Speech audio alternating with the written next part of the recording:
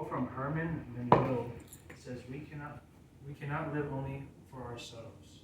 1,000 fibers connect us with our fellow man." Today I will be talking about becoming an organ donor. First, I will discuss how to become an organ donor. Next, the benefits of becoming an organ donor. Next, the factual impact it has. I myself am an organ donor. This is my choice, but with this speech, I hope to inspire you to become one also. To become an organ donor in Texas, you would have to go to donatetexaslife.org/register.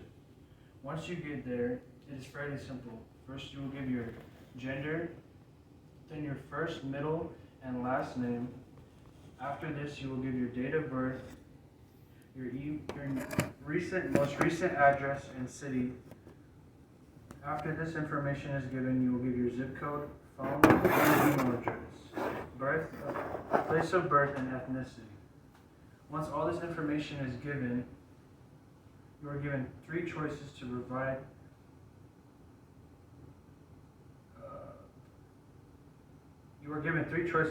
at least one. The first being the last four digits of your social security number, the second personal ID, and the last your mother's maiden name. When you choose one of these options, it will next ask you how you would like to donate what you would like to donate your organs to. With that, the option that you choose is your opinion.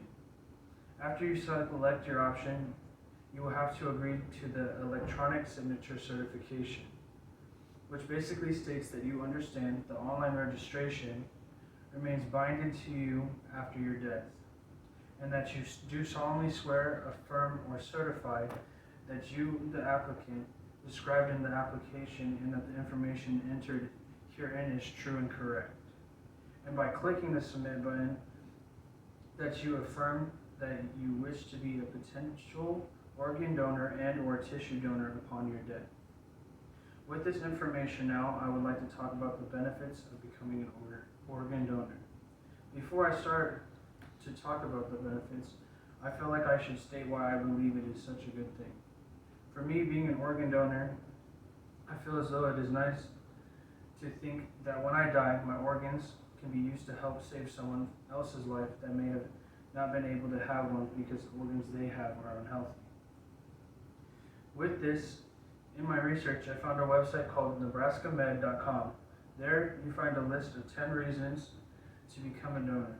The first on that list was that organ donation is an opportunity to help others. When I signed up to be a donor, that was my whole reason why, to help others.